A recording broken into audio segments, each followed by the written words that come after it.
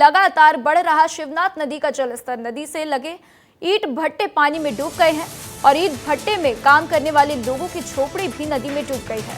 तो जिला प्रशासन ने नदी के किनारे बसे गांव को सतर्क रहने की अपील भी की है। तो दुर्ग से ये बड़ी खबर आपको बता दें कि एक तरफ बेमेतरा में जहां पर शिवनाथ नदी का जलस्तर बढ़ता जा रहा है, तो वहीं दुर्ग में भी लगातार शिवनाथ नदी का जलस्तर बढ़ता जा रहा है और नदी से लगे ईंट भट्टे पानी में डूब गए हैं।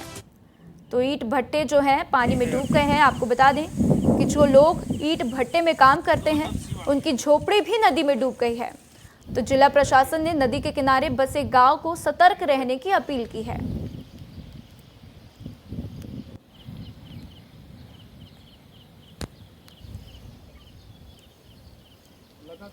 तो आप ये तस्वीरें देख सकते हैं, दुर्ग की ये तस्वीरें हैं। पहले हमने आपको बेमेतरा की दिखाई, उसके पहले हमने आपको बलौदा बाजार की तस्वीरें दिखाई और अब आप ये दुर्ग की तस्वीरें देखिए जहां पर नदी नाले अपने उफान पर हैं। शिवनाथ नदी का जलस्तर बढ़ गया है और लगातार जलस्तर बढ़ने से जो लोग ईंट भट्टे में काम करते हैं उनकी झोपड़ी भी नदी में डूब गई है।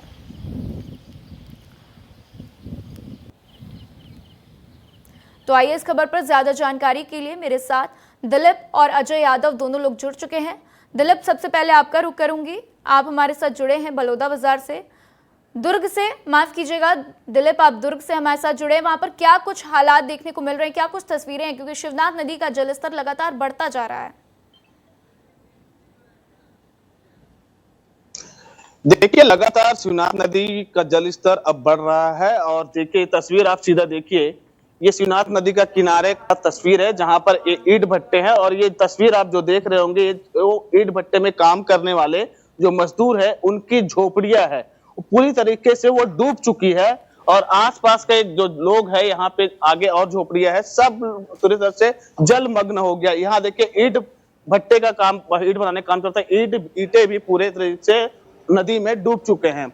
इसके अलावा अभी यहाँ आगे और बस्तियां हैं और वहां के लोग भी अब धीरे धीरे इस इलाके को खाली कर रहे हैं, क्योंकि आने वाले समय में शिवनाथ नदी का जल स्तर और बढ़ेगा, क्योंकि बालोद और राजनांदगांव से जो जलाशय है उसकी पानी भरने के बाद शिवनाथ नदी में वो पानी को छोड़ा जाता है। तो फिलहाल अभी तस्वीरें ऐसे ही है कि धीरे धीरे शिवनाथ नदी का जल स्तर बढ़ रहा है और जो आसपास के इलाके हैं वो डूबते जा रहे हैं। जी दिलीप, जैसा कि आपने तस्वीरों में दिखाया कि लोगों की झोपड़ियां जो है पानी में डूब गई हैं, तो क्या प्रशासन की तरफ से इनको रहने के लिए कुछ ठिकाने दिए गए हैं?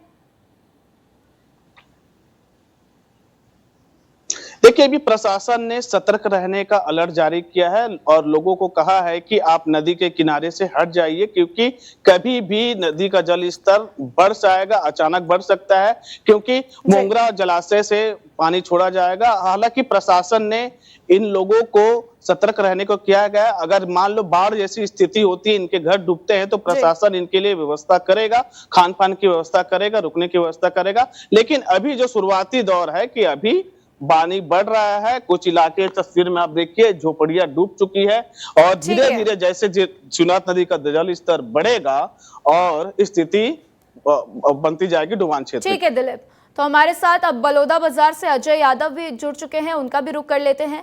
अजय, आप वहां पर क्या कुछ तस्वीरें देख पा रहे हैं, क्योंकि वहां पर भी लगातार बारिश हो रही है, कई रास्तों का संपर्क टूट गया है, क्या कुछ इसके ऊपर जानकारी?